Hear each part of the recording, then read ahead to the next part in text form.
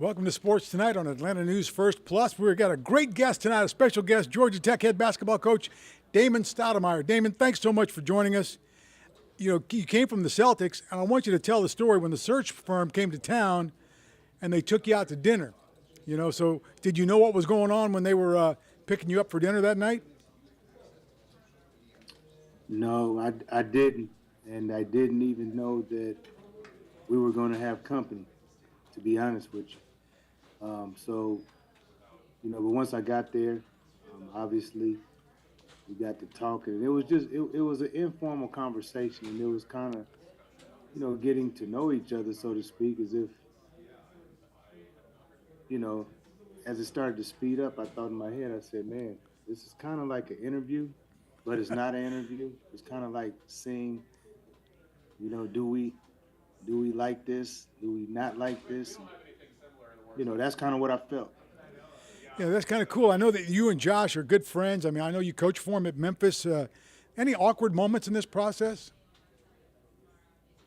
Um, it was, out of respect, I reached out to him, as I felt like things was getting close, and I just wanted to let him know, um, what was going to happen. I don't want anyone to read anything or see anything on television or on social media. So I just thought it was the proper thing to do. Talk about spending time in the NBA as a player, then a coach. How does that help you when you go and recruit some of these high school guys who I know a lot of them think they can already play in the NBA, and you've been there and you know of the process. How much does that help you? It helps a lot. I mean, I don't think these kids actually remember who I am.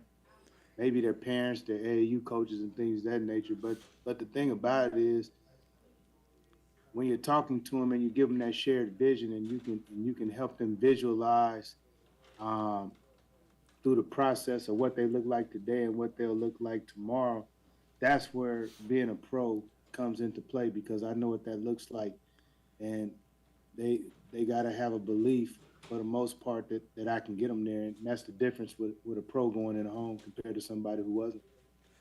Your college experience is all over, certainly the Pac 10, what was then the Pac 10, now the Pac 12, but you're in the ACC now. So if your team is hot, you're going to get national attention right away. Talk about coaching now in the ACC. I'm excited. It's a great opportunity. Um, I'm in a great conference. Just the mystique of it. I grew up watching the ACC.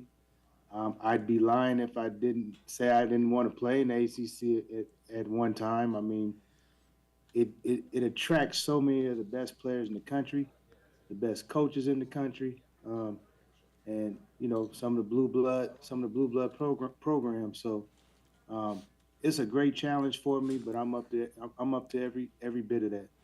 I know you've already been a head coach before, but what was it like walking into your introductory news conference, when you were going to become the head coach at Georgia Tech? I mean, it was surreal. Um, I had a lot of emotions walking in there, but it was mostly a joy, because I feel like my time is here, and I've paid my dues. Um, I've done a lot of things as an assistant. I've done good things as a head coach, but I've never had an opportunity like this, and it's something that as I was sitting there, that's all I could think about. So I'm just excited, man. I look forward to everything that this job is going to bring to me. When I think about it, when I look around here, I think Georgia Tech, I think Atlanta, and I think like a recruiting hotbed. I mean, there are players between AAU programs and between high schools around here. I mean, Damon, this place is loaded with talent, isn't it? No question. Atlanta's been a hotbed for basketball for a long time, and the thing about it is, Georgia Tech, we gotta have a presence. The one thing that I've tried to do in this short period of time is get out, have people see me, and just get back to building the goodwill up. And that's the biggest thing. I think that the presence, how I view Georgia Tech from somebody that didn't live in Atlanta watching on television, I took it like this was the city's team. When Georgia Tech is really good, I felt like in those days, the Kenny Anderson, the Dennis Scotts, and Brian Oliver's Lethal Weapon 3, they were just as famous and popular, as the Atlanta Hawks. And when I got in the NBA, it was the same thing. So that's what I want to get it back to. Lethal Weapon 3. Did those guys already have they already called on you? Have you been in touch with D. Scott and those guys? I know James Forrest, right? Because didn't you have his son in AAU ball? Yes, of course. I've talked to a lot of the former players. I've had breakfast with Mark Price. So it's again, it's an honor. I understand the task that I have here. I understand what it means to be the head coach at Georgia Tech.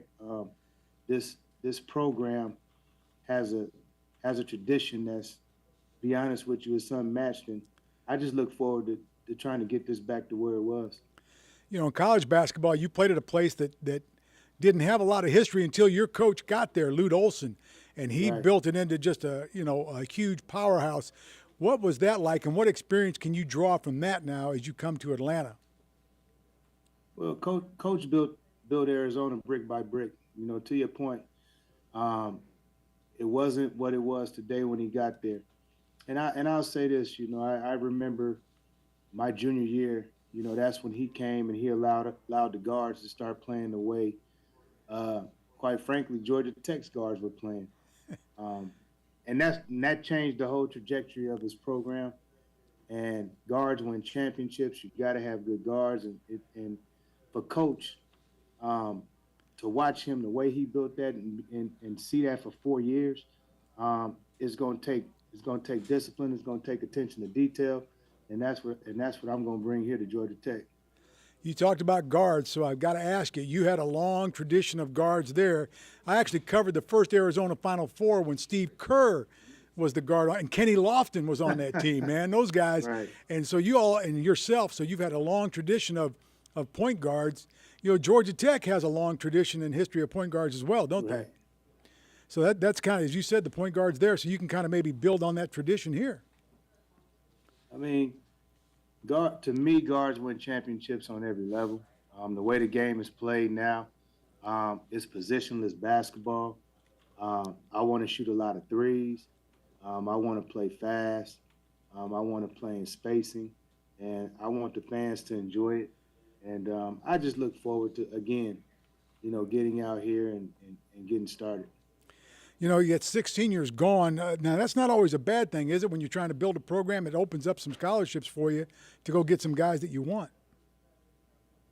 Yeah, it's in today's world of college basketball, especially with the transfer portal, with the NILs, I make fun at it, but it really is this way. It's like NBA free agency. So you have to really cipher through. You got to do your homework on guys. And you got to find the guys that fit what you're trying to do. You don't want to jump on the wrong guy. How much did it play a role at Georgia Tech's, rich engineering school, rich academics as well, but in Atlanta? How much did all of those things come into play when you were thinking about becoming the head coach here? Honestly, I had a pretty good job. I probably would have been up for some NBA jobs.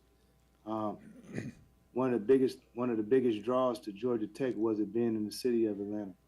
3 out of every 5 Tech graduates are millionaires. Like, that's a hell of a stat. Yeah, that's it is. Number one. The engineering program is second to none.